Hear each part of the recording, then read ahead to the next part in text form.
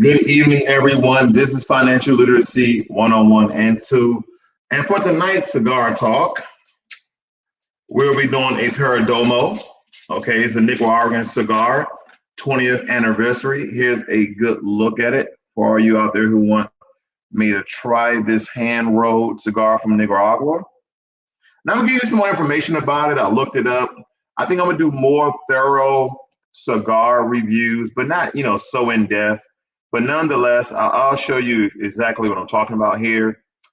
This cigar was rated 93 on the Cigar Journal, and it says that it's sun-grown and has a gorgeous 8-year-old Cuban seed Nicaraguan sun-grown wrappers that are bourbon barrel aged an additional 10 months to ensure the rich, earthy flavors pair perfectly with the high priming Cuban seed Nicaraguan binder and filler blend that offers a balance of spice with subtle hints of oak and cedar on the finish, okay?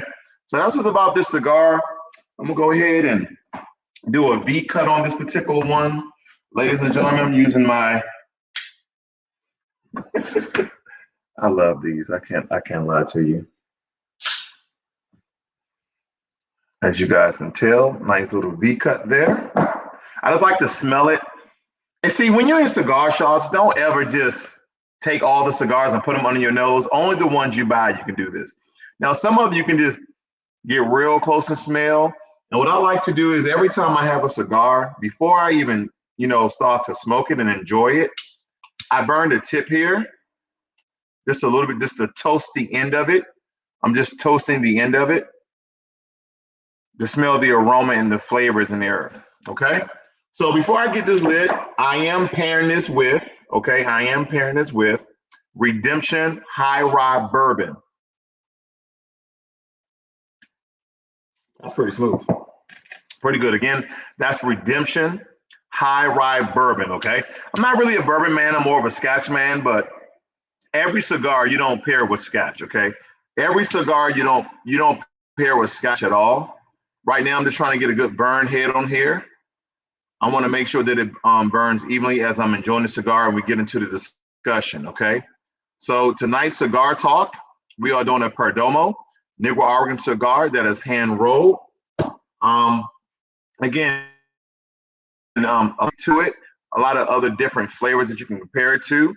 Again, it has subtle hints with spice and oak and cedar, okay, for you, some of you cigar snobs out there. Now, because I know some people, they look at it like, I'm just coming in there for the cigars. I don't care about what he's talking about. And I got it. But again, this is a Perdomo 20th anniversary Nicaraguan cigar. There it is. I'm not advertising. They don't know me. But I like to do a nice talk and relax and have a good cigar. Let me get some more head on here. Some more fire head.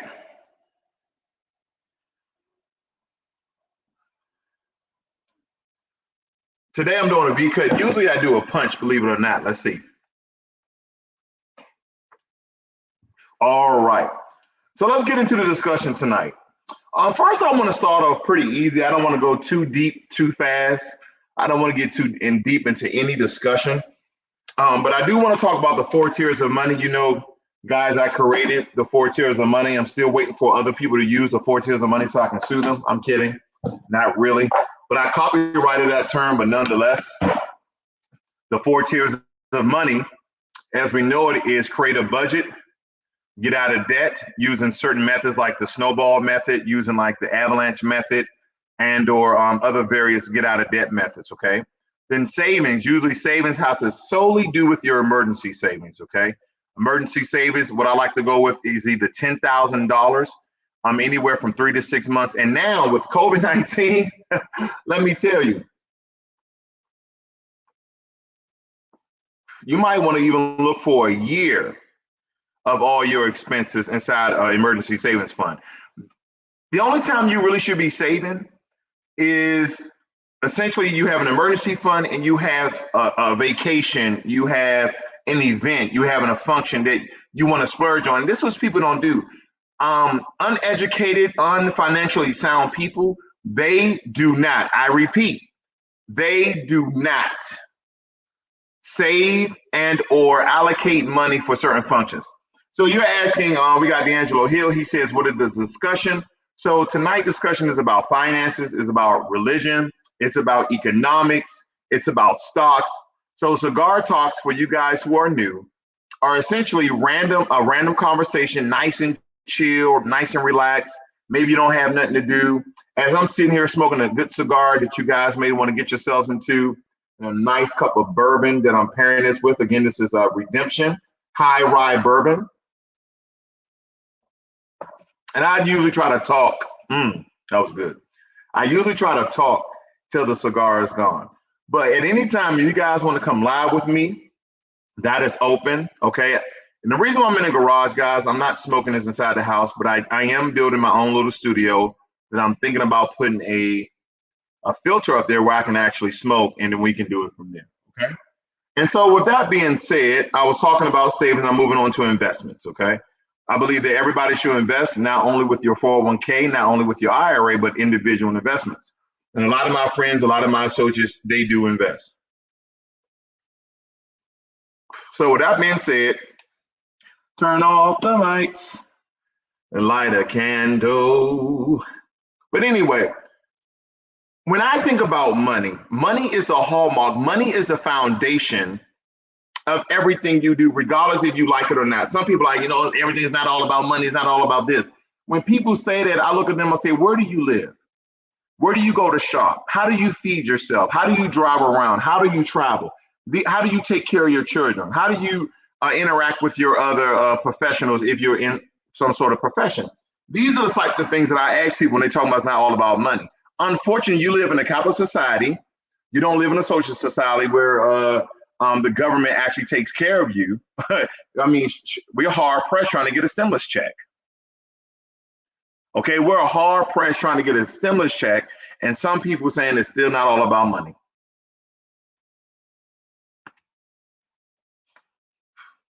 I bullshit you not. It's all about money. Every single thing you do is all about money. This cigar, all about money. The flame that I use, all about money. This house, all about money. Someone's getting paid somewhere. It's all about money, and you should be aware, and you should be informed, and you should be financially intelligent to some sort of level and or degree. This is very imperative. If you don't understand finances, then essentially you don't understand how the world works. And I don't care if you even think about moving to a socialist society.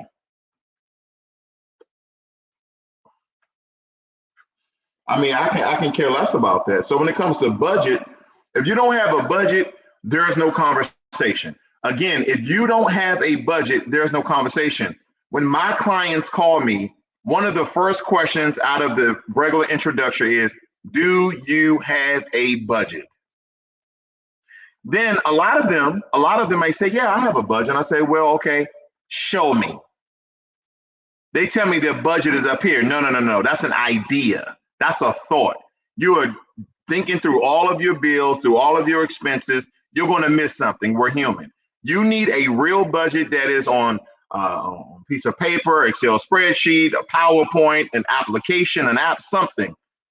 Some software that's tracking all of your money, but you need a budget. That's the very first thing in your life. I don't know how people are essentially living their lives without a budget. I have no idea.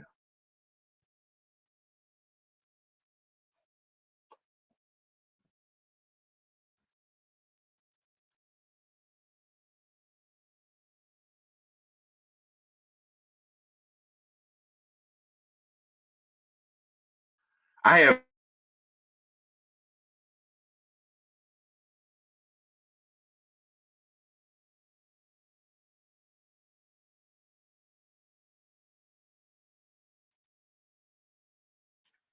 bad connection, guys. I'm gonna switch over to another network. Give me 1 second. I might go off for 1 second here.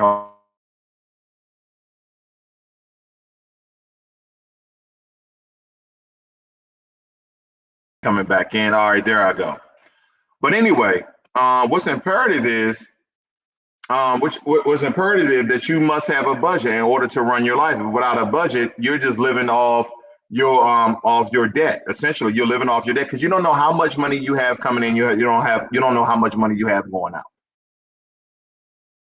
Then the second one is debt. Now, debt is such a large conversation. I'm just going to touch a little bit here and there on it.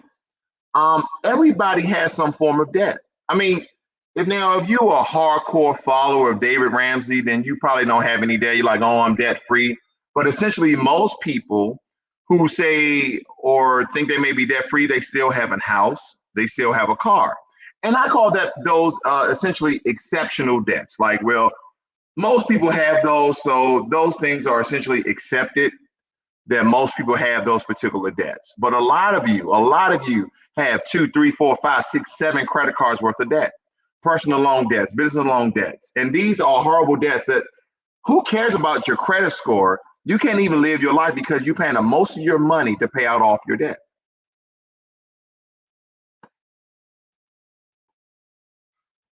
We understand that we live in a country that back in 1971, President Nixon changed the currency that was backed by gold for it to be backed by fiat, which is debt. And now all across the Western world, fiat is the currency. That means that your dollar is backed by debt. Your dollar says it's a note. A note is tender. And when you really boil down to a note, this is like back in the day, they used to just write, oh, I owe you in the amount. And they put their John Hancock, they put their signature on it, they put their mark on it, and that was it. That controls the very fabric of our economy. I wonder what happened to the economy if everybody gets out of debt. I want you guys to ponder on that. What will happen to the economy if everybody got out of debt?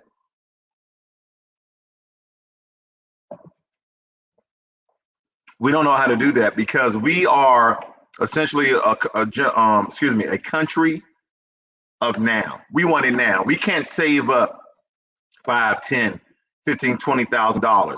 What we do is we get up our credit score. Okay, we get up our credit score to go buy a 30, 40, 50, $100,000 car with somebody else's money and then pay them back with interest. And then you get mad at your interest score because you didn't take care of your debt. Because high debt, low income, your credit score may be what, a 620, a 630. Listen, you don't start getting serious about credit scores until you hit 680. Let's just keep it a buck. Let's keep it real. Your credit score is not serious to any financial institution unless you start hitting 680. And moreover, they love low credit scores. They love when your credit score is around like, I want to say around like 620 to around 650, 670, because they can still allot you a large amount of credit, but with a high interest rate. But when you start getting 680, 700, 720, that double digit interest on your loan or the amount of credit you're trying to receive starts to decrease significantly. So like myself, my car interest is 3%. My Capital One credit card is 4%, which most credit cards, I see people with even better credit than me, but they don't know how to negotiate, 15 or 25%. So it's important to have some sort of financial intelligence, is it not? Then last but not least, when we're talking about debt, is how do you get out of debt? What's one proven method to get out of debt? And everybody pretty much knows this method is the snowball method. You take the lowest debt that you have and you attack it essentially with all your finances. You pay the minimum amounts on all of your other debts, and the residual money that you have left over, you apply that to your lowest debt. And then when you wipe away that debt, you wash, rinse, and repeat. You do the other debts the exact same way.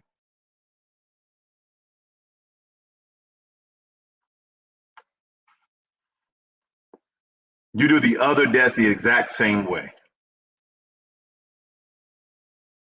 Okay? So savings. Another question I might have is, well, how much do you have in your savings account? How much money do you have in your savings account? How much money do you have for your emergency savings? Is it 10 grand or more?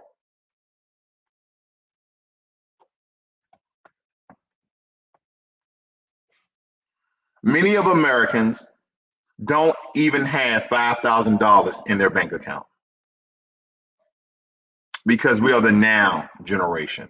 And I don't mean just like the millennials or Generation Z, Generation Y. I don't just mean those generations. What I mean is, if you're still alive, majority of us still want things right now, rapidly, on the spot, no delay. We're willing to go in great debt to get what we want. Now, when it comes to a house, they have made houses so damn expensive. If you're not a rich person, you can't buy a house outright. Or you'll have to live in an apartment, you'll have to live with your parents for a very long time in order for you to buy a house of substantial size and or space for you and the family that you soon may have. So, and it depends on where you live. I mean, whether you live in New York City, LA, or you live in Arkansas, Missouri, houses change in the different areas, and because there's expensive neighborhoods in Missouri, believe it or not, where houses are $300,000, $400,000, $500,000, if not $1 million, because it goes again with the economics of that particular state, in that particular city, in that particular area. But houses, they're all the same. They just have drywall, wood, a little bit of metal, some electrical wiring, some drywall. Like, it's all basically the same, but it's predicated upon the city and where you live, the cost of living.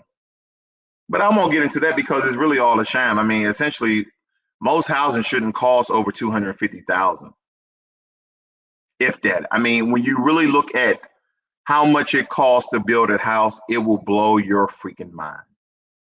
Most housing, even the house that I live in, probably didn't cost the builder more than 25 to 30 grand to actually build it.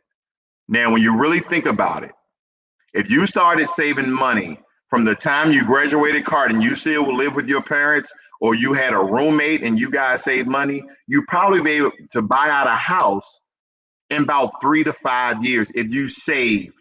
If you knew how to, effectively save, you would buy a home within 3 to 5 years. Then lastly, on the 4 tiers of money, we have to think about investing. So this is the thing I know a lot of people come to my channel for. They come for investing information. But when we're talking about creating a budget, getting out of debt, having a savings account, saving for different events and functions, and having an emergency fund, investing should be one of the last things on your mind if you don't have the other 3 in order. If you don't have a budget, how are you investing? You don't even know how much money is coming in and how much money going out. The only thing you know is, oh yeah, man, I invest $200-300 a month. Well, how much do you make? Oh, I make 75 grand a year. Well, how much is that after taxes? How much is that after expenses? Oh, well, yeah, you have an idea, you have a thought, you don't have a budget, you don't have a plan. This is the issue. This is the issue. It amazes me how everything is more important to everyone else except their finances. See, I realized a long time ago, someone asked me, say, man, you give out some really good information. And I think people who believe that I could be better, and I'm trying to be better, but nonetheless, the reason why this channel is not as big as I think it is not because I'm not doing the right things to build the channel. It's because people don't care about finances. They just care about spending. They're like, hold up, you're talking about how I can get out of debt, how I can save money, how I can multiply my money with these easy steps. Nah, man, fuck all that. What I want to do is I want to go in debt. I want to ball. I want to splurge. I want to throw that money up. I want to live my life, because people come to certain platforms. When I'm talking about social media platforms, Facebook, YouTube, Instagram, mostly for entertainment. Mostly for entertainment. People will scroll all day and never do anything educational, anything that essentially feeds their mind and brain for them to become better people and as well as their finance. I'm like, how are you living your life without knowing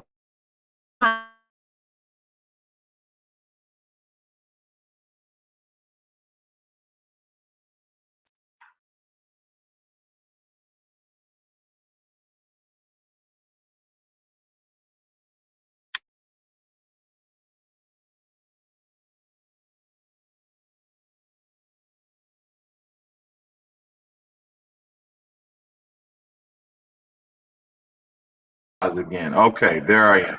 I apologize. I definitely apologize for the Wi-Fi tonight. I don't know what's going on. Okay, I don't know what's going on. Let's see here. Jennifer Jones says, "What is a good way to start investing as a beginner?" Well,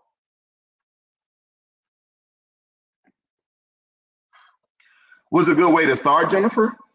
I mean, first and foremost, if you're a beginner, there's a lot of platforms. Before you even start investing, I will have you to one, learn about investing. And my channel, believe it or not, is a great source. I have almost 1,000 something videos. Majority of them are financial. And then I do a lot of stock reviews. I usually do stock reviews Monday through Friday, and then I do them Monday, Wednesday, and Friday. And you can see how I break down a stock and where I come to the conclusion should you invest in that stock or not. Okay.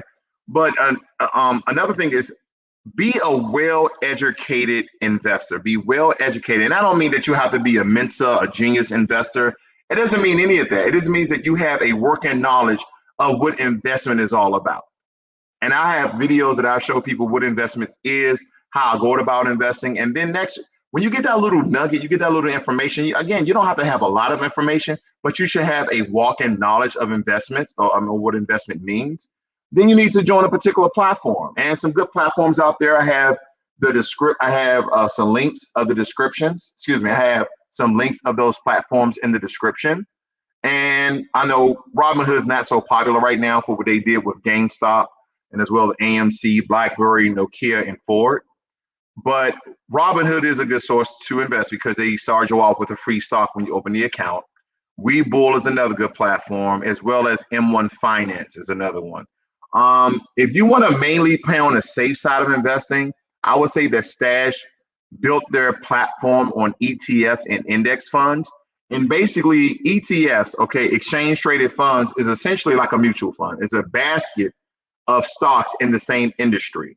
So take, for instance, tech. Tech is hot, right? So a lot of these social media platforms, believe it or not, are just tech companies. So let's take, for instance, you got YouTube, you got Facebook, you got Amazon, you have a couple of other ones out there. They will all be in one ETF fund that you will invest in, that essentially you're investing in all of those particular companies at one time. But then you have your individual stocks that you can invest in. So you don't have to invest in multiple stocks at one time. You can do individual, but your volatility and your risk increases when you invest in one stock versus an ETF or index fund.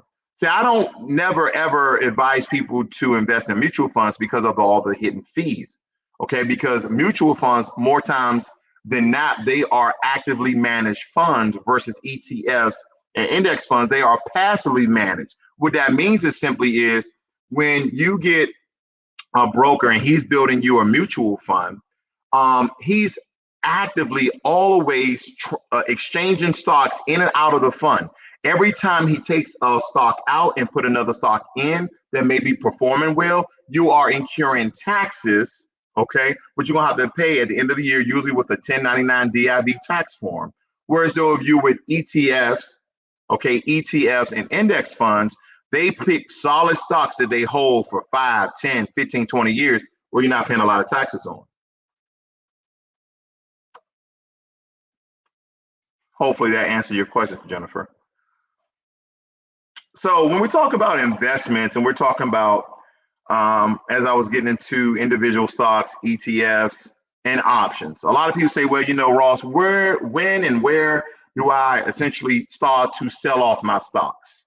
There are some really small, every once in a while, large indicators when you're talking about individual stocks to sell off. GameStop, I'm gonna be real with you. I rode the wave and I crashed and burned. I lost about $1,000 in GameStop. I saw it. I saw GameStop soaring. I saw GameStop popping around 300 something dollars. I bought an option. It was two. I tried to ride the wave to the highest peak. I woke up the next morning and I was $1,000 poorer. I shouldn't have rode that wave. That's pretty smooth, by the way. Again, that's Redemption High Ride Bourbon. And so options is a great way when you're investing, and you shouldn't just be investing in one way. Some people are like, yeah, I invest, I do a 401k. You're not actively investing. You having a company, your organization, by way of a financial institution, invest for you. And most people, I ask them, I say, what stocks are in your 401k? What stocks are in your IRA? They're like, oh, I don't know. Why don't you know? How are you going to be able to be a well-educated investor and figure out, when I'm 30, 40, 50, 60, because these stocks have returned this amount of interest, this amount of percentage over the course of time, I have a projection of where my money should be if you don't know what stocks that are in there, because your portfolio is going up and down, up and down. You're like, well, the market has been up, but some of your investments may not be good investments through the company and organization that has been in contract with the financial institution. Then secondly, what people don't understand is you have to make sure that your organizations are not getting kickbacks for that company to have your portfolio.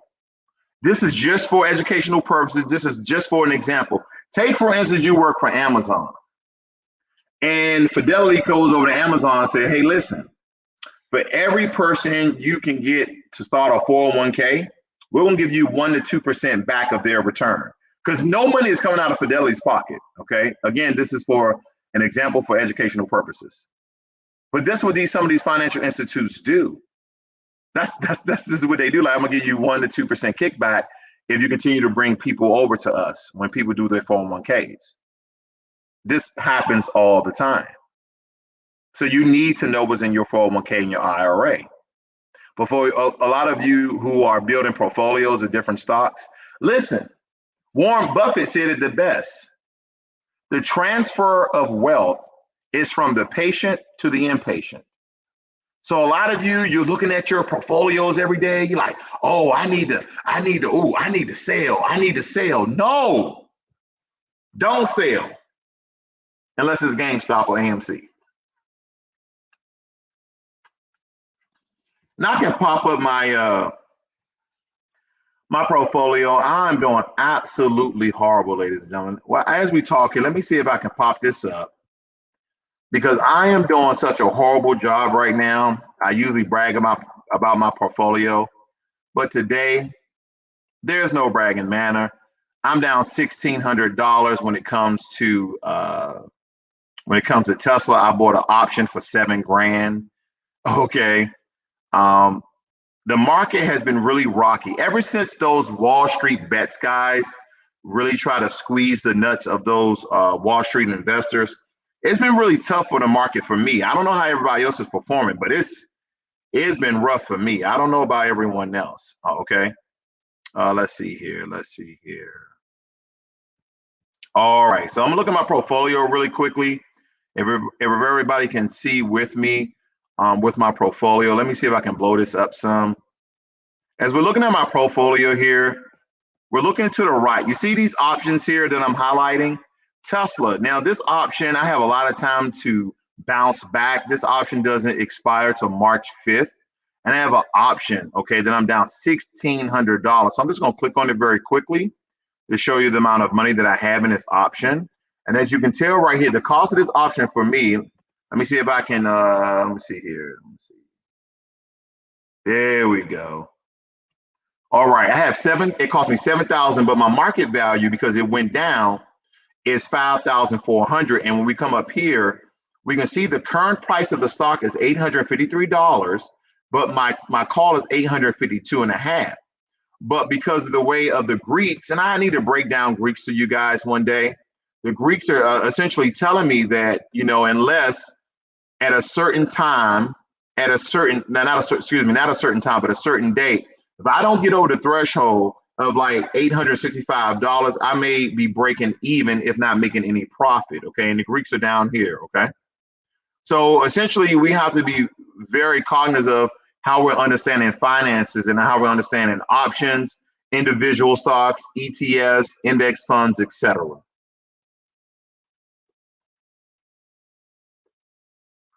And for you guys that's joining me tonight, I have a Perdomo cigar. It's a Nicaraguan cigar. Okay. Let me see if you guys can see that. Sorry about the bright light there. This is the 20th anniversary. Again, that's Perdomo. That's Perdomo. Flavors of cedar and oak. Really nice flavor, real smooth. This is a moderate, mild, a somewhat light to medium full, you know, a light to medium body cigar, but very, very smooth. I'm enjoying it, by the way. And I'm pairing that with Redemption High Rye Bourbon, pretty smooth bourbon. And again, we have to understand you can't pair every cigar with scotch, okay? So I'm gonna move right along. We talked about finances a little bit. We talked about my 4 tiers of money a little bit. I want to talk about economics in the sense of inflation. I want to talk about economics in the midst of inflation. See, I am actually waiting for inflation to hit around 2.1 to 3%. I know that's a large range, but ladies and gentlemen, we are still going through a pandemic. The rich is getting richer, the poor is getting poorer, and inflation is going to kill all of us. Okay. I believe taxes are absolutely going to increase. A lot of people who voted for Biden, this is not political yet, they believe taxes are only going to increase for the rich. Let me tell you this, okay? What they never tell you is that they tell them we're going to lower taxes, we're going to raise taxes on the rich. The question never comes up. And I always ask, well, how long? How long? Your first year, your second year? When are taxes for the middle class and the lower class going to rise? Because eventually, somebody got to pay for all these stimulus checks. So a lot of people are waiting for their tax return. People waiting for this $1,400 stimulus check. Ladies and gentlemen, let me tell you, economics works one way. When the government give you money, they getting that money back. And if some of you believe, oh, they're just going to tax the rich. Okay. And watch inflation hit 2.1 to 3% in the next year or two. I bullshit you not. That's what's going to occur. And again, ladies and gentlemen, if you have any questions at any time, please let me know. I'll answer them. If you want to come live with me, if you have any questions or comments, you can join me here live. Okay, you can join me here live with and without your video. So I'll make sure I leave that link in here in the chat.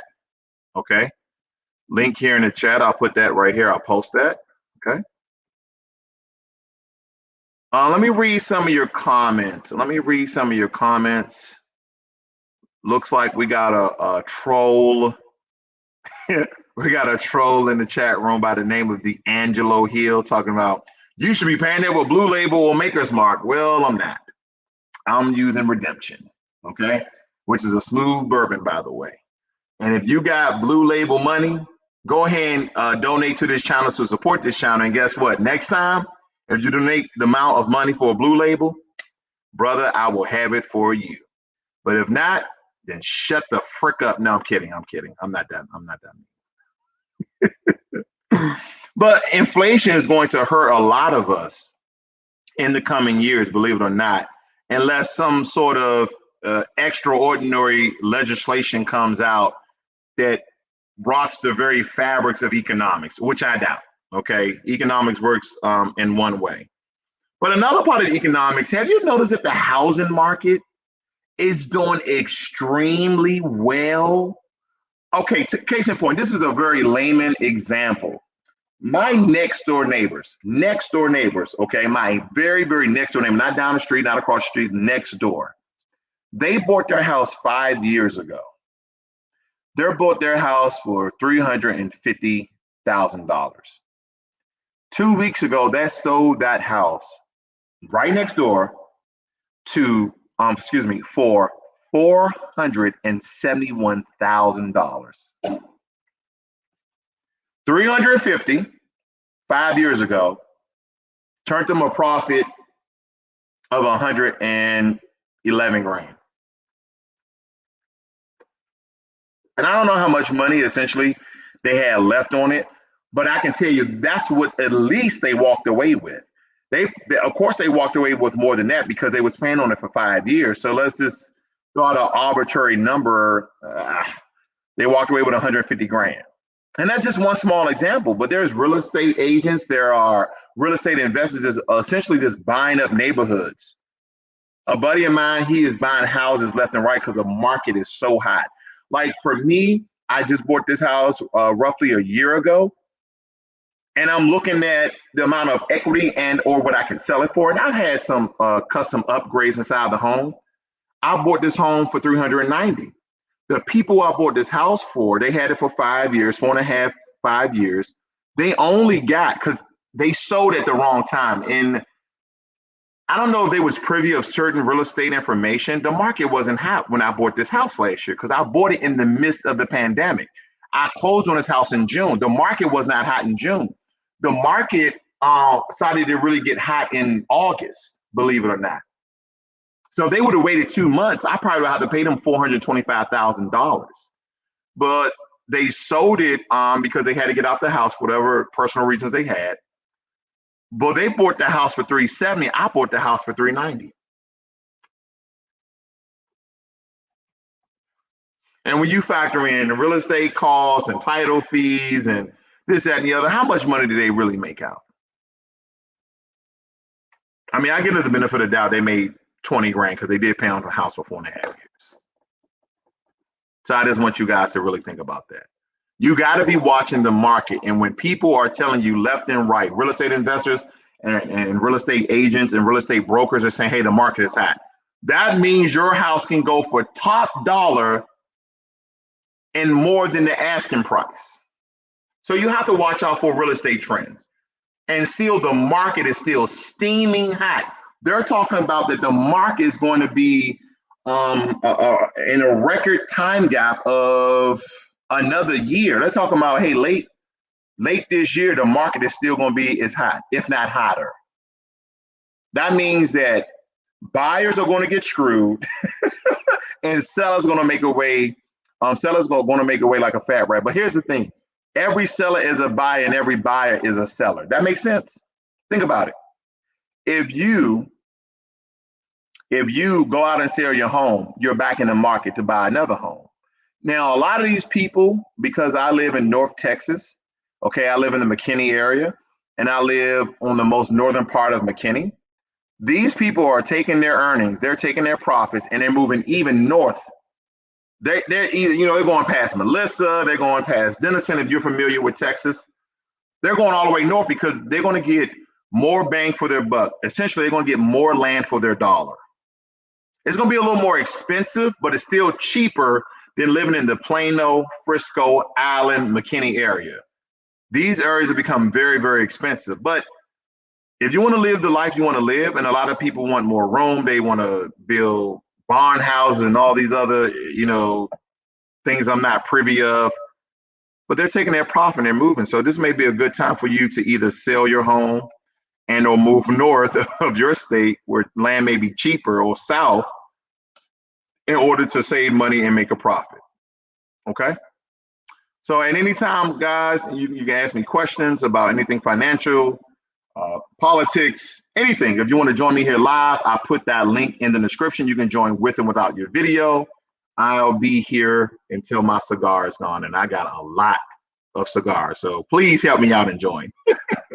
But anytime, guys, this platform is supported by the viewers. So if you're a member of my channel, if you're new to this, please like, share, and subscribe. Please like, share, and subscribe, whether you're on YouTube, Twitter, Periscope, and or Facebook. Please give this video a thumbs up.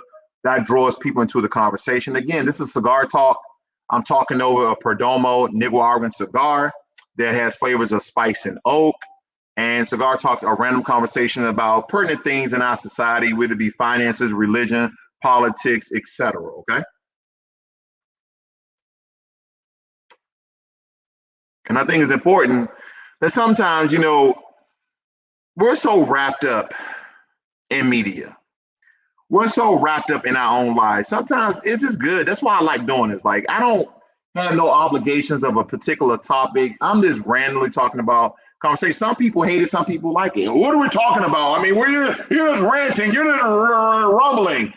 Exactly. I don't care if it was just me on here, but I'm glad that you guys are with me. Hopefully you guys can learn something, and hopefully you guys can teach me something. I'm not above approach. I'm not above learning anything from anyone. Okay. So let's switch the topic again. Oh man, I think I'm gonna go ahead and move to, because I'm gonna come back around to finances. Don't worry about that.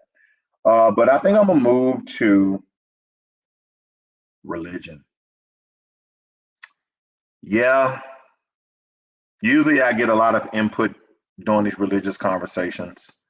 Sometimes I get friction, sometimes I get pushback, sometimes my viewership lowers, but nobody really wants to talk about religion because we know that we are shackled, we are enslaved, we are chained, we are brainwashed, we are manipulated, we are coerced inside of our religions. I always ask people this simple question, and it mostly goes out to foundational Black Americans, people who root stem in this country goes back through chattel slavery. I say, how did African Americans receive Christianity? How did foundational Black Americans receive Christianity? See, the easier question is, the reason why that most foundational Black Americans are Christian is because your parents were Christian, and their parents were Christians, and their parents were Christians. There's very few of us who like, oh, we didn't practice religion. I just became a Christian on my own. There's some of us out there, but not that many. Most of us have been indoctrinated, and religion and Christianity have been ingrained inside of us to a very small child. And we would like to believe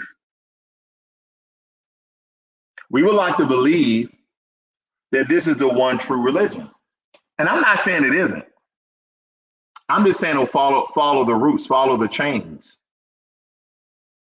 There's over 4,200 religions, but everybody would have you to believe that Christianity is number one. You're like, yes, my Lord and Savior Jesus Christ out on the cross for our salvation.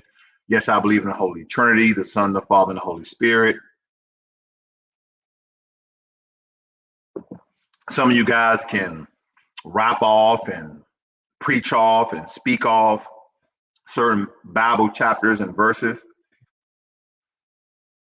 But believe it or not, ladies and gentlemen, I'm here to tell you, whether you like it or not, whether you regurgitate it or not, is that this religion of Christianity was given to us, was beaten to us, was tortured into us and our ancestors in slavery. And I know a lot of you like, oh yeah, I heard this, but still I know Jesus Christ, our Lord and Savior. How you know? Because you have faith. So one question I love to ask this question. Don't ask me why. If I took away your Bible, I took away everybody's Bible, and you never heard, you never seen, and you never read any scripture from the Bible, where's your religion? See, those Bible verses you was about to go through your mind, those certain verses you was going to start, preaching and teaching, they're gone. Because we need to understand that any manipulation, any brainwashing, any religion needs a reference book. I told somebody the other day, you ever heard of the spaghetti monster? That's a deity. That's a religion. Believing in the spaghetti monster is a religion, believe it or not. Some people, when I say that, oh man, that's just, no, there's actual people out there that believes in the spaghetti monster, believe it or not, as a religion. and people follow it. And because it sounds so outlandish, believe it or not, listen, it's called the gospel of the flying spaghetti monster. The gospel of the flying spaghetti monster. Um, Let me see if I can share this with you guys because this is extraordinary. It's so stupid. Like, here it is right here. Here it is right here. The gospel of the flying spaghetti monster. And people actually worship this deity of a flying spaghetti monster.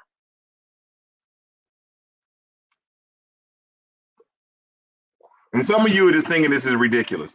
But don't you know that people from other religions think that you serving Christ, our Lord and Savior, is ridiculous? And the only reason, again, the only reason why I'm speaking on Christianity is because this is the number one religion of most foundational Black Americans. I know some of us are Muslims. I know some of us are non-believers of any religion. And people, the first thing, well, who do you believe in? I believe that there is a God. I believe there's a universal God, and I leave it as that. Because when you really trace back all the manipulation, how religion essentially controls Black people. I know a lot of you guys saw that Nat Turner movie with Nate Turner in it.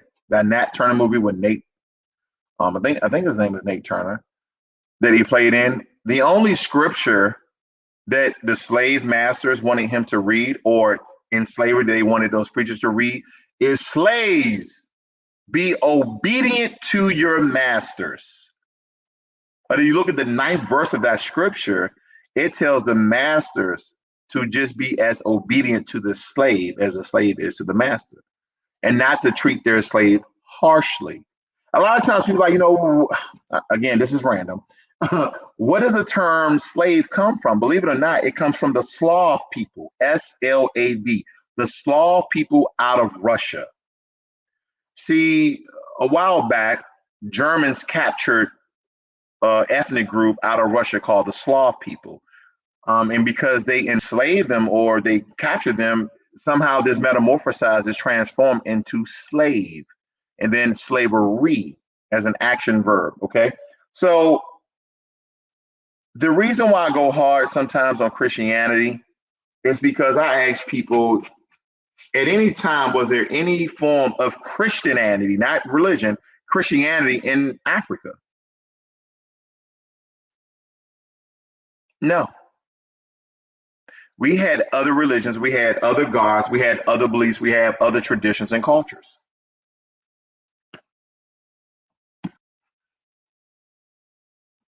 So essentially, there's no history of Christianity in Africa. And I meet a lot of Black people always talking about, oh, I'm Hebrew, I'm this, I'm that. Well, where do they get that from? They're getting that from Christianity, they're getting that from the Dead Sea Scrolls, they're getting that from Hebrewites and Israelites. Then I say, well, how does that help your life? Well, you got to have an insurance policy. You got insurance on your car, you got insurance on your house, you got to have an insurance on your spirit. Why is it that Black people are the most oppressed people? Are we so easily manipulated? Are we so easily brainwashed? We go with the first thing that anybody says. None of us do research. None of us read. None of us do any due diligence. We don't go read data. You hear something. You hear something in one place and you never define it. You never research it. I just supposed to take your word of mouth. That's how those Jim Jones people all drunk cyanide. He convinced them to move to Africa and drink the juice, drink the Kool-Aid that has cyanide in it.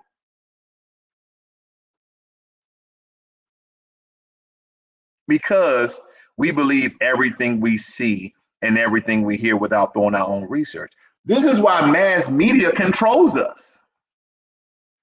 This is why mass media controls us.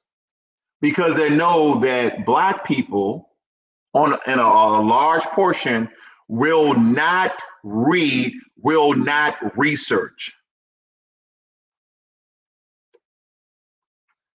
The only thing they say, they're just gonna watch TV. They're just gonna Netflix and chill. And then when they hit a large news story on CNN or MSNBC or Fox News, then we can flip the narrative. We can change the perspective. If you don't believe religion, mass media, and politics are not connected, then you're the fool. This is why the powers that be can instantly, almost every election, get the black vote more likely than the Democrats. Then when you start talking, let me tell you something. When you start talking about the Democrats, oh, you start talking about the Democrats, people start, hating. They're like, oh, you must be a Republican. You must be a Trump supporter.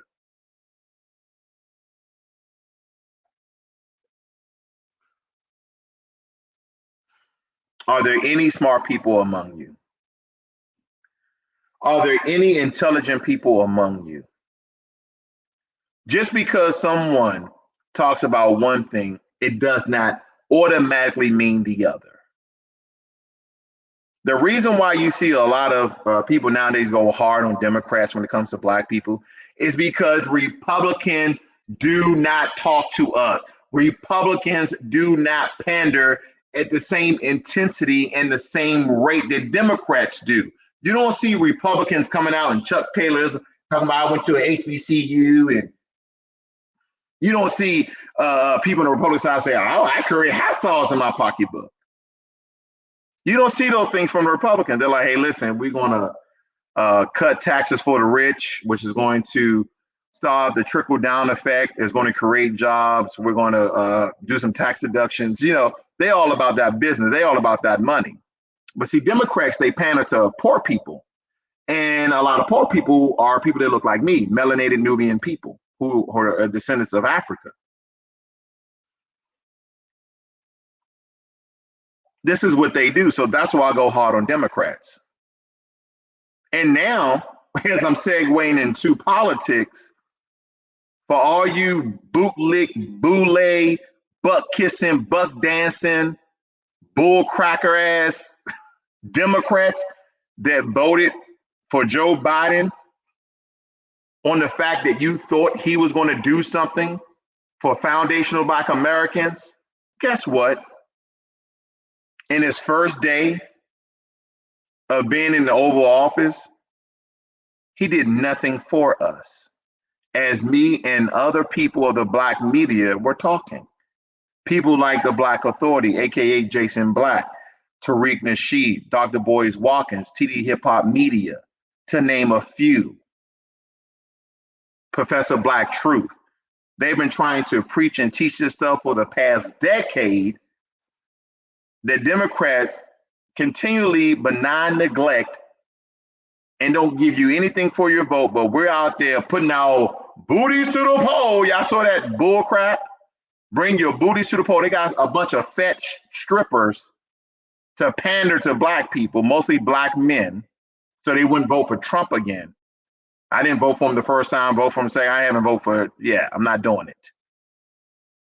But when you start talking about holding your vote, demanding something for your vote, then you get some guys out there who are just uninformed or unintelligent. That's my thing, uninformed or unintelligent. Oh, well, our ancestors, they died for us to vote. No, they died for you the right to vote. And they were here today. Some of your ancestors will probably tell you don't vote. And if you read MLK, Dr. Martin Luther King's last speech, I've been to the mountaintop, then you will understand that even MLK, within that speech, he said, I've marched us into a burning building. And he was talking about integration. While Malcolm X was talking about Black nationalism, while Marcus Garvey was talking about Black nationalism, Martin Luther King was talking about integration. Where did immigration get us?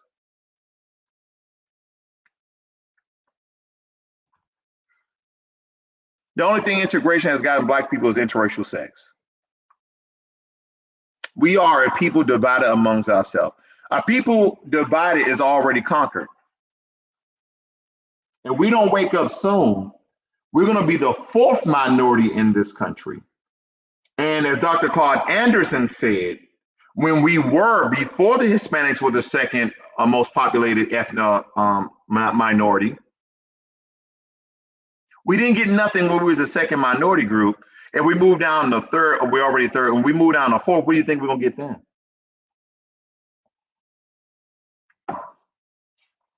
Because right now, if you looked at some of those executive orders that Joe Biden signed, he signed one for protection. He signed one for protections for the LGBTQ community. And this is how they psychologically divide us. Somehow they can divide a Black female who's lesbian or trans, or a Black male who's gay or trans, and tell them that they're gay first before they're Black.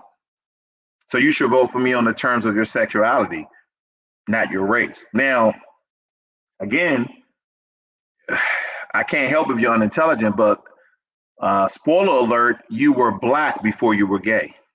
Now, somehow where I was born gay, doesn't matter. See, when I look at executive orders that specifically targets and helps Asian and Pacific Islanders, like the executive order that Joe Biden signed, and then I look at those people who agree with Kamala Harris, like, well, she's going to be the VP of all people, not just Black people. So she can't do anything that specifically helps Black people. So I say, where are you now? Where are all of you guys now? Where are all of you guys now? How are you going to defend your zaddy? How are you going to defend Jim Crow Joe? How?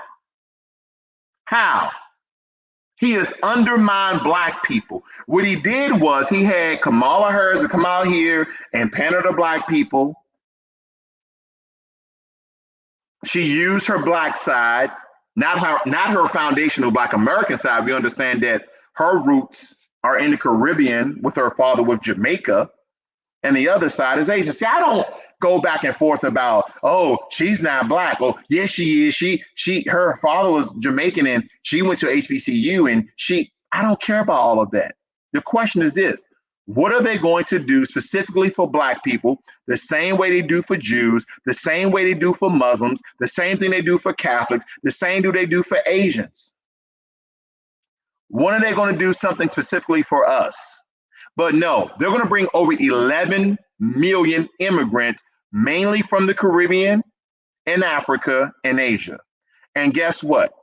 A lot of these guys from the Caribbean, a lot of these guys from Africa, they're going to skin in and blend in, and they're going to undermine us. So when you scour and you search around the internet, whether it be Twitter or YouTube, Facebook, whatever, every time we speak out, they come out, oh, the reason why you guys are not profiting is because you guys are lazy. No, I don't know any lazy people, because I don't even affiliate myself with people of that nature.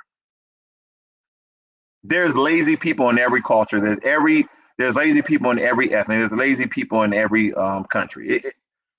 The way that they divide us, ladies and gentlemen, is based upon our stupidity.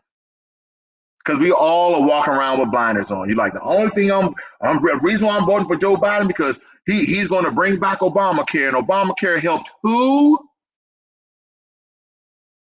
Every time I talk to nurses, Black nurses, male and female, they said that Obamacare was horrible. And I know, don't talk about your Obama, because we understand that Kamala Harris and Barack Obama are not foundational Black Americans. And you're saying, what does that mean? What that means is they did not have a Black experience. They didn't grow up in any major Black city. They didn't have a Black experience. They don't know about the hood. They don't know about the projects. They don't know about the hood. They don't know about any of these things, because Barack Obama, we understand that his father's from Kenya. Okay, got it. His mother's from Kansas. He spent I think he spent about 6 to 8 years over in Indonesia. Then the other time he spent in Hawaii. But all the time, he never hung around Black people. He does not have a Black experience. The only thing Black about Barack Obama is his wife, Michelle. And your question may be, did I vote for Barack Obama? Yes, I voted for Barack Obama thinking he was going to do something for us. And all the while I was blinded and I was deaf because during a town hall debate, no, excuse me, during a debate in North Carolina in 2008, prior to him becoming president, the moderator asked Barack Obama, are you going to support reparations for American descendants of slaves? Barack Obama turned around and said, I tell you about reparations. I tell you about reparations. North Carolina school system needs reparations. This is what Barack Obama said.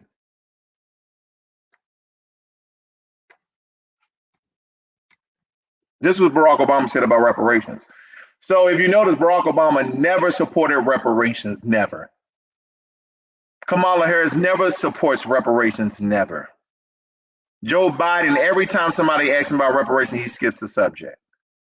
They asked Joe Biden during a debate about reparations. He said immigrants is reparations. Immigrants. Let me ask you this. How do you sign an executive order for people who are over here illegally and don't specifically sign anything for Black people? How do you sign executive orders for the LGBT community and Asian and Pacific Islanders and, again, don't specifically do anything for Black people? We are the poorest group. We are the most oppressed group.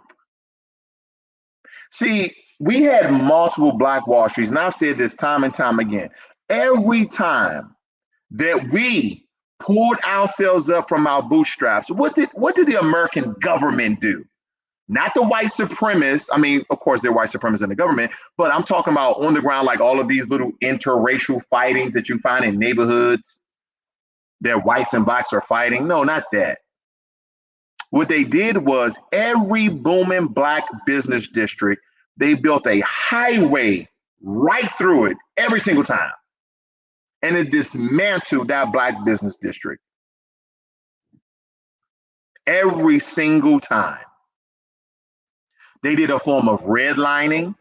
If you notice, a lot of Black neighborhoods are near highways, they're near railways, while all the other, essentially white people and people who can afford it, they live far away from all of the traffic noise. They live far away from all of the drugs and violence. And some people just think this is the way it is. No, this is by design. And we continue to vote for people. We continue to give power to people who undermine us, who cares nothing about us, who does not support us. Then they bring over other people from these countries who do not have a Black experience in America. And essentially, you can scour the internet and see that a lot of these Africans and Caribbean guys, they can care less about foundational Black America. As a matter of fact, they got a name for us, a kata. It means cotton picker in some cases. Cotton pickers. So basically, it's calling us slaves. And I'm just like, well, why are you here then? Why are you here? We are the group of people who built this country. We are the group of people who have contributed more to America than anybody else. And when I mean by anybody else, I'm talking about whites, Asians, Hispanics alike. That is what I'm talking about. When you look at the many contraptions and inventions that we have created and invented, did you know that a Black man invented the radiator for heat? Took him about 10 years, but he made it. We benefited from that. We benefited for the refrigerator truck. We benefited from the railway with what's his name? His nickname was the Real McCoy. I forgot his official name. Granville Woods. That's his name. Granville Woods, aka the Real McCoy. And some people don't even know the first cowboys were Black. The first blacksmiths were Black. See, in Africa, What people did not understand, Africa went from the Stone Age to the Iron Age. They skipped the Bronze Age. They're the ones who brought metal to Europe. They're the one who brought metal to America. Why do you think the name is blacksmith? Oh, because they're dealing with dark metal?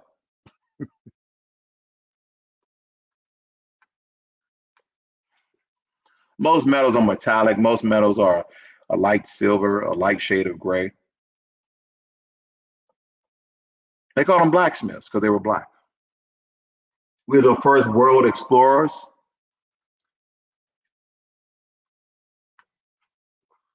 We have contributed more to this world than any other group. And then some questions may arise to say, well, what are you guys doing now? We're still contributing.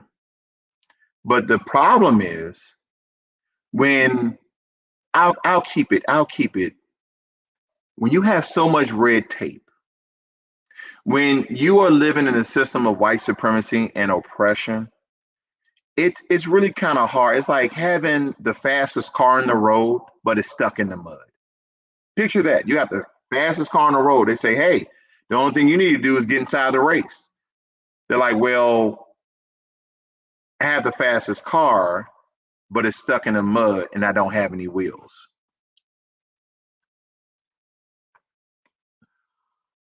In one of my cigar shops, we had the discussion about reparations. And majority of this cigar shop are Caucasian Anglo-Saxon men. And at this particular time, I was the only black guy in there, but I believe I was holding it down. And I asked him, I said, we got on the topic of resources and reparations. And I just plainly asked him, I said, do you guys support reparations? And I can saw one guy really fighting. I said, what about you? I said, whatever you say is not going to hurt me. Just go ahead and say it. He said, no, I don't support reparations. We can't afford it. I said, who is we? I said, who is we? Who is we? What do you mean that we can't support it? Have you guys ever made the connection of Native Americans and their descendancy from their lineage? Have you guys made the connection yet? The Native Americans on the reservations right now, these are not the ones that the Europeans, that the pilgrims, the murderers came over and killed. They are the descendants of them. And they're still receiving reparations. And anytime I say that, you see white people go like, and some black people, they go like this. Oh, I never really. Well, we stole their land and we built the country. I'm not going to even factor in inflation. We built this country $15-16 trillion of wealth, of free freaking labor. Native Americans did not build this country. The country was stolen from them, and we built this country with our bare hands. We built the railroad. Some no, the Chinese built the railroad. No, they did not. They assisted us. We're the one who digged the trenches. We're the ones who digged out the mountains for the trains to go through prior to the Chinese coming over here.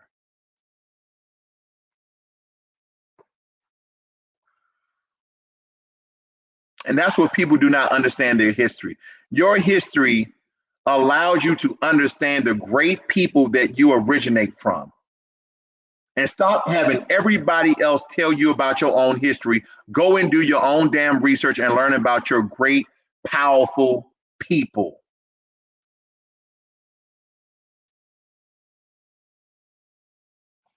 We have to stop allowing people to take advantage of us. We have to stop allowing people to talk bad to us. We have to stop allowing people to talk down to us.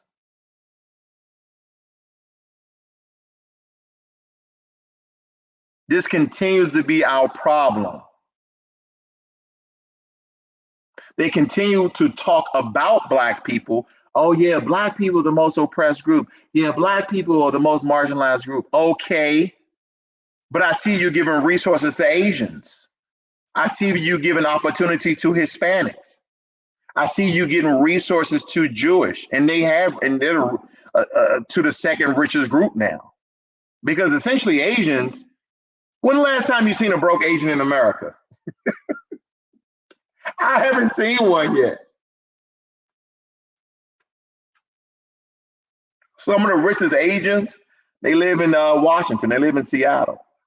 They're driving around in two-door coupe Audis, i8 BMWs, Ferraris, Maseratis. They're living their best life here in America. And most of them are in, software engineers and some sort of tech company. But why is it that our education is not on the same level as Asians? Even those Asian who was born and bred right here in America. You think job discrimination doesn't occur? You don't think when they see Daryl Simmons, they don't automatically think he's a black guy? Oh, that's right. They put your race on your application so they know that you're black. And you're wondering why you don't get the job. You're wondering why you don't get the job. You got all the certifications. You got A plus, C plus plus. You got Cisco system securities. You got Linux training. You got all the Microsoft Office training, but you still can't get a job.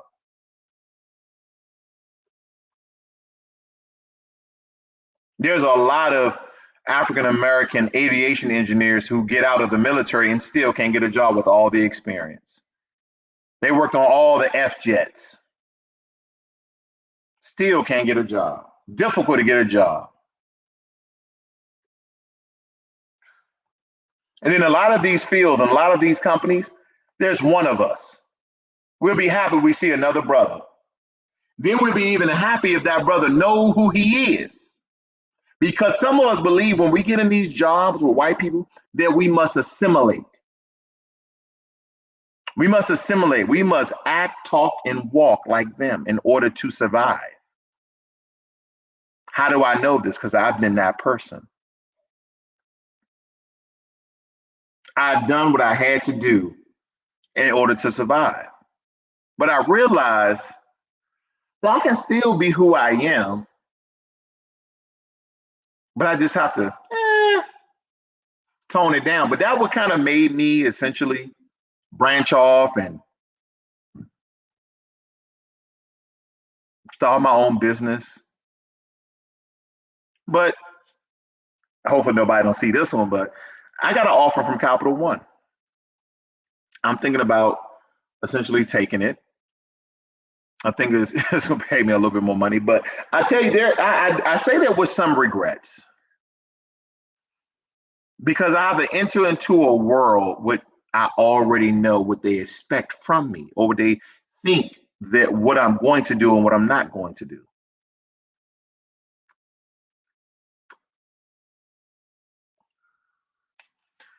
These are tough conversations sometimes because they hit home because I'm not afraid to let people know who and what I was and what I had to do. And when I look back, I say I could have handled this a different way. But this is the country that we live in. I had a brother on my channel the other day by the name of Sean. He's a Nigerian lawyer. Good, we're building a really good friendship. He knows a lot of my content, how I think about certain things, whether it be political or economically, and he agrees to a lot of it. So and again, when I talk about these coons, these tethers that come over here from Africa and Caribbean, there are a lot of rioters. There are a lot of people who are in support of us, who want us to get our reparations. Because here's the thing. They come over here, not all of them, I just want to point that out, and tell, oh, well, you get reparations, we should get reparations. No, you don't get none of our reparations from this country. Go back to the Caribbean, go back to Africa, and you start your fight for reparations to France, to Belgium, to the Dutch, and to the English, to the Portuguese, et cetera, et cetera, et cetera. That's what they don't understand. Those are the ones who kept you enslaved in your country, who colonized you in your country. So that is where your fight for reparations should start, not here in this country. This is foundational Black Americans fight here. And we don't ask somebody to fight our battles, we fight our own.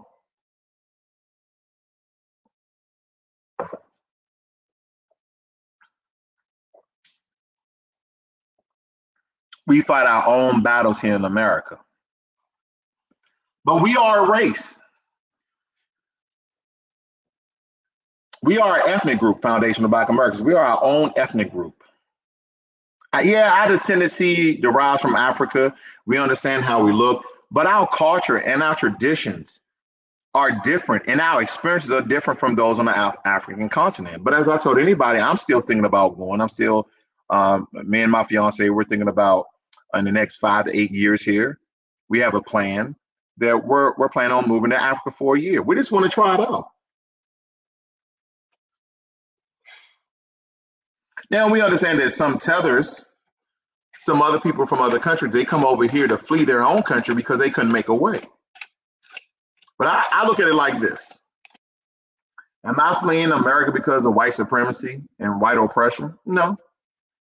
But I figured they flee their country, come over here, use our resources, use our federal programs to build businesses, et cetera, et cetera, et cetera. Now, those same programs, that don't exist in the Caribbean and Africa, but the American dollar, which you should be saving, goes a long way in those other countries. Now, he was speaking on the experience, Sean, that is, was speaking on the experience of Nigeria. Now, when you compare Nigeria to Ghana, Ghana is calling us back, and Ghana doesn't have the same restrictions that Nigeria have. And Ghana also is offering dual citizenship.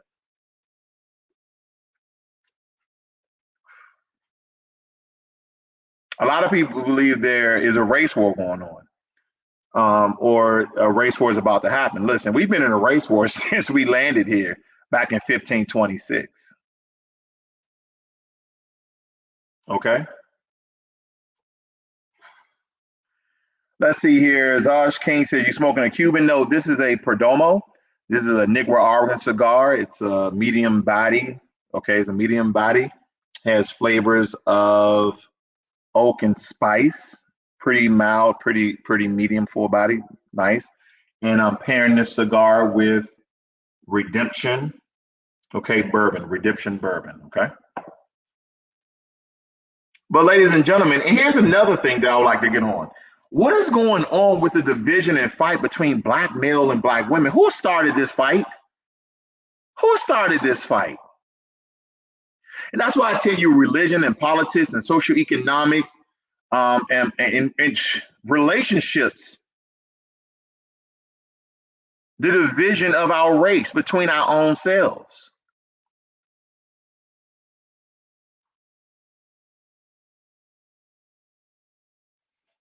We are divided on all fronts. And that's why, essentially, when I look at some of us, we're defeated people unless we get it together. There's a lot of people who are trying to strengthen us through information and intellectual thought.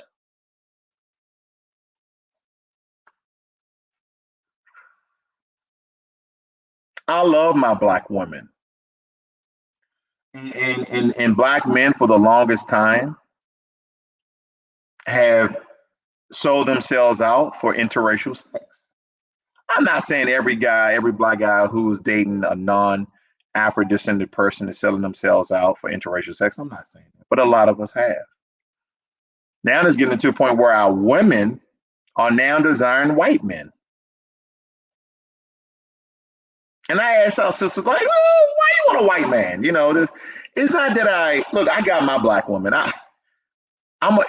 Listen, why? Why are you dating one? I'm not mad. I'm just asking. Because they know how to treat a woman. They listen, we both know what this system, what this corporation has done to black people. They have alienated ourselves. They have alienated us against ourselves. They had made us estranged to one another. You see how the Democrats propped up the black woman to only destroy the black woman. Because now a lot of these black women are like, well, Joe Biden, I thought she was going to do this for black people. And I thought she was going to do this for this. And I thought she was going to do that for that. Did you see, was it the Soul Fox Club when they was essentially interrogating Ice Cube about the contract with Black America? And he was talking about the things he wanted to do for black people. And they said, oh, you got to include black women. See, that's the thing that the Democrats started. Oh, you got to include black women. And Ice Cube was like, Black people don't include black women. They was like, no. Vivica Fox was like, no. And I was sitting there and I'm like, this is the dumbest thing I've ever seen in my entire life, where our women do not believe there are people.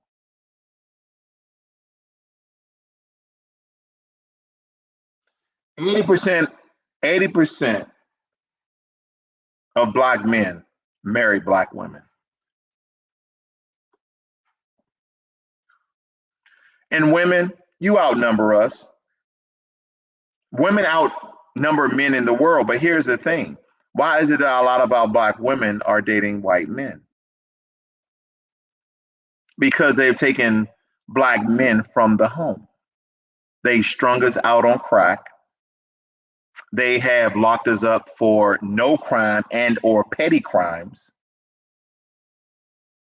And then there's a bail injustice in a sense. We can't even get bail. And then even if we get bail, the bail is discriminatory. Oh, he's black? Oh, make his bail $1,000,000. Same crime, white guy, first offense. Oh, this is first offense? Oh, okay. So he's not a lifetime criminal. Make his bail $10,000. And bails in most cities are 10%.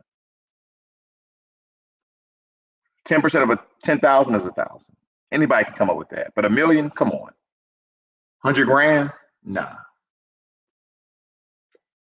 But there's some of the things that our people do not understand why our race is so divided. It's because it's all by design.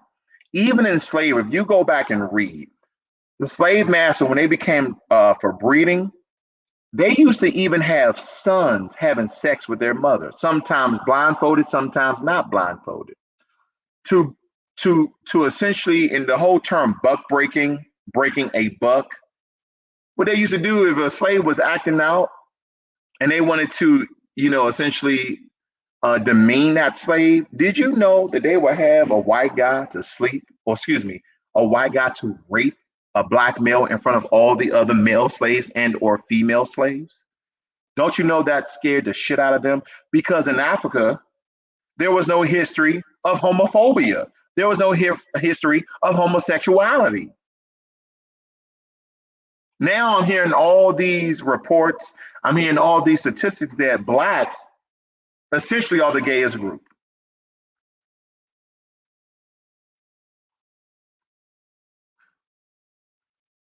This is by design. They attack us on all fronts. They attack us on all fronts, and we're not seeing it, and we're not getting it. Why are we not getting this? Why is it so hard to open your eyes and open a book so you can understand what's occurring with our people, for you to understand what's happening to our people? You are supporting white supremacy. They don't want us united. Have you noticed any great person that made way for us to be united? They assassinated, they killed, they incarcerated. Have you noticed that? You saw what they did in South Africa with Nelson Mandela. See, before Nelson Mandela went into jail, he was talking about a black South Africa. They put his ass in jail, was it 40, 50 years? He came out talking about an integrated South Africa. They changed the whole paradigm and shifted his mindset about how he should look at things. Same here thing in America. Martin Luther King was just fine when he was talking of, getting his butt whooped and turning the other cheek and empowering our people. But when he started talking about boycotting Coca-Cola, Wonder Bread, talking about black nationalism, star meeting with the Honorable Elijah Muhammad, he got assassinated. Before that speech, that I have a dream speech talking about being united, being integrated. I've been to the mountaintop speech. 7 months before he came public with that speech, he got assassinated. They didn't want that to hit home like I had a dream speech, because in that speech he said, I believe I've marched my people into a burning building. What the hell you think Martin Luther King was talking about?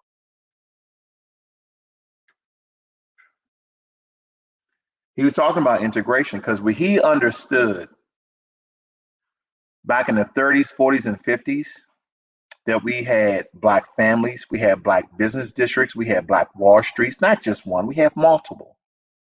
Even after the summer of even after the Red Summer of 1919.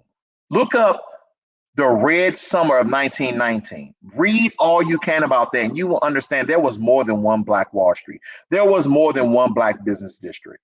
And how did they essentially destroy these black Wall Streets? They did it the old-fashioned way.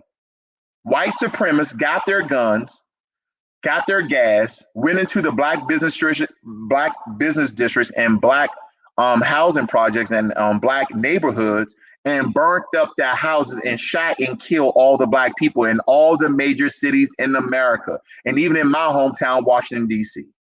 Read about it. This is the importance of reading, so you understand why we are here today in the certain predicament that we are. And a lot of people go, oh, this don't strain back. This doesn't derive from slavery. This doesn't derive back in the early 1900s, late 80s. Yes, it does. Look at the laws and policy and legislation that were on the books during those times, and look at some of these laws are still on the books. They have not been eradicated. They are still law. You hear about the story that someone's grandfather essentially passed away, and when they went to the cemetery to buy him a lot in order for him to be buried, the cemetery attendee said, "I'm sorry, but you can't bury him here," because it was a law on the books. I want to say back from the 1950s, as early as the 1950s, or essentially as late as the 1950s, stating that no black person could be buried in that cemetery. Even in death, there's discrimination.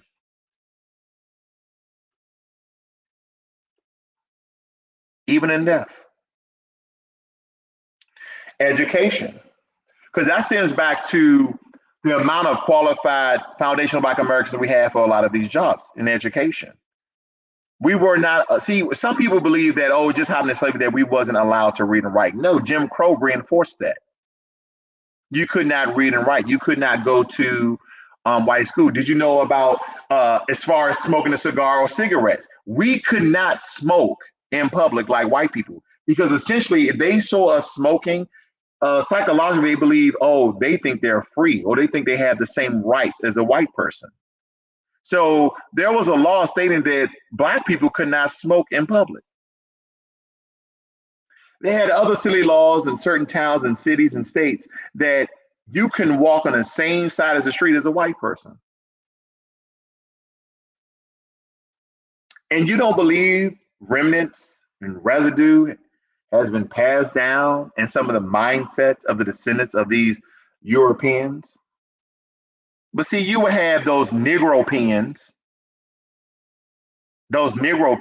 aka coons, to tell you otherwise. They just tell you, man, you just need to go to school, get a degree, and you'll get a good job. So I should go to school, incur $50,000, $100,000 in debt. Then while I'm in debt, try to get a job from a white person who, more times than not, unfortunately, has some sort of bias, has some sort of racism against us, or ladies and gentlemen, you understand more so than I. A lot of you guys have been out there in the workforce, and some of you have noticed racial disparities in our groups, and some of you felt it. You don't feel comfortable. You feel racially awkward around other people.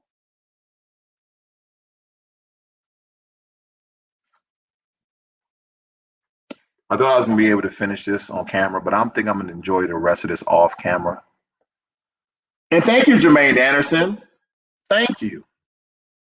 He says Section 8 as well. He says Section 8 as well. That's just another form of marginalization and redlining.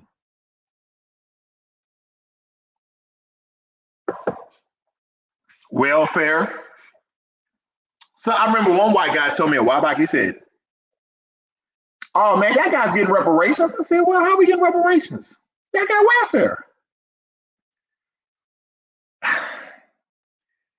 Do you know this guy said it with a straight face? I thought he was kidding. But then I said, "Did you know that more white people are on welfare than black people?" He said, "No, there isn't."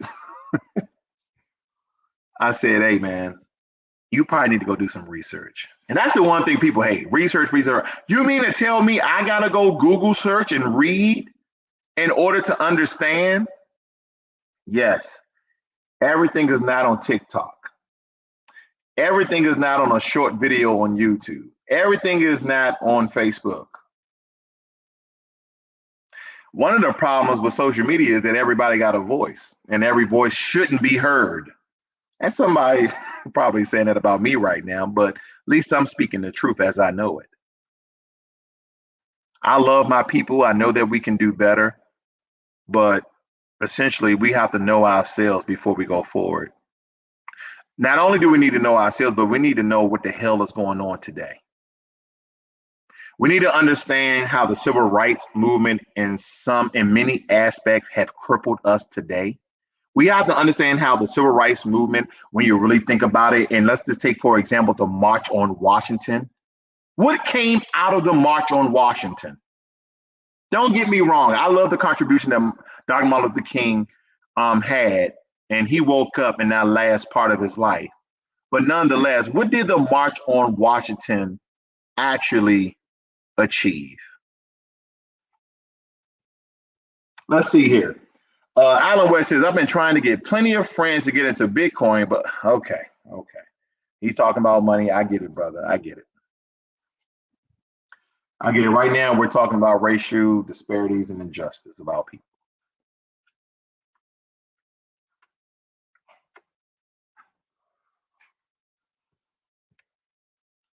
I think I'm gonna end this video, guys. I think I'm gonna end this video with a little bit of finance. I'm gonna come back up off my high horse, turn on the light here. If anything, guys, whether you work at Burger King, McDonald's, you're a secretary, you work in those low wage paying jobs, please invest your money. If you guys are scared of losing your money in the stock market, I advise you guys to invest in bonds. And there's certain bonds I like people to really invest in. Some good bonds that you can go to treasurydirect.gov. That's treasurydirect.gov, and invest in TIP bonds, TIPS bonds. That is your Treasury Inflation Protection Securities. Treasury or Treasure Inflation Protected Securities. Those are really, really safe investment. That doesn't mean that you won't lose money, but they're probably one of the safe investments that you can make.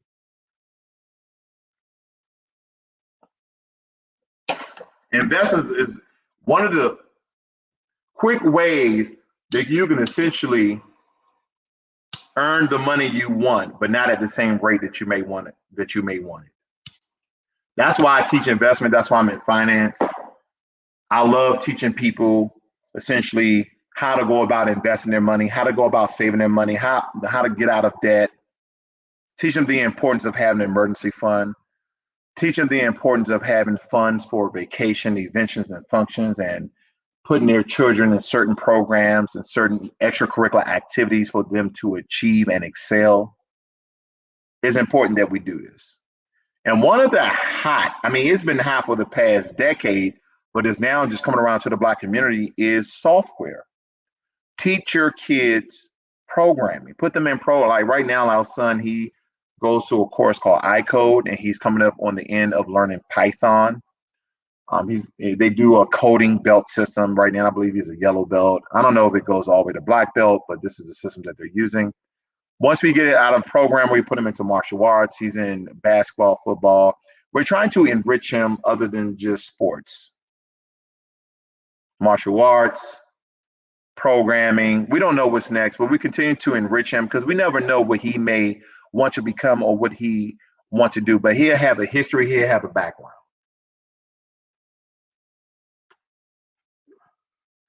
And don't always think that college is the way to go. College is one of the quickest ways that you can get in debt. There's a lot of certification programs. There's a lot of licensing. There's a lot of jobs. I was telling somebody about being an LSA, a loan signing agent. Right now, I'm a notary. I really haven't done anything with my notary, but I did it as a stepping stone to think about, do I really want to get into loan signing agent? Because you got to be a notary first before you become a loan signing agent. And believe it or not, a lot of loan signing agents, they make 50 grand or more. And you don't need a degree. You don't need a degree. You don't even, when I signed up to be a mobile notary, I didn't even need a high school diploma. So there's multiple ways for you to make really good money without having a degree. Damn near a high school diploma.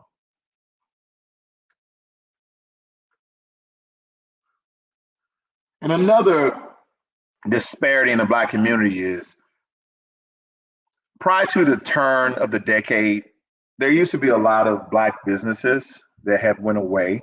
We've never really had a large Black business. Like we've never had an organization or corporation or business that had over 1,000 Black employees.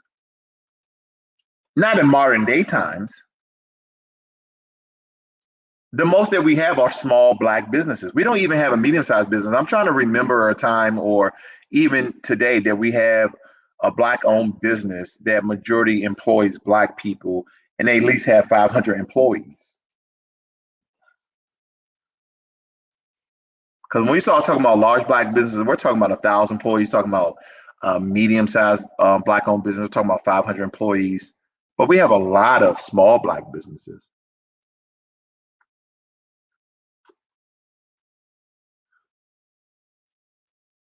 Ladies and gentlemen,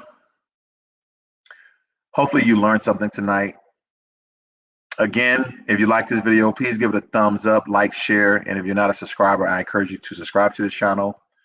Most of my videos are financially based, okay? That I try to teach finances on a level that we all can understand and all profit from the information that I'm putting out on this platform. If you'd like to support this platform, I'll go ahead and throw up one of my banners very quickly. If you can see right there at the bottom, you can support me on Cash App and Venmo. You can also do Super Chat right here on YouTube. But nonetheless, all your donations go to the edification and enrichment of this platform when it comes to software, hardware, video quality, my buddy D'Angelo, Wi-Fi, and things of that nature. Because I love giving out the information. I'm glad that you guys stayed as long as you have. But nonetheless, this is Financial Literacy 101. I want you guys to learn money and be inspired. And before I go out, I would like to play my intro, but today it's going to be my outro.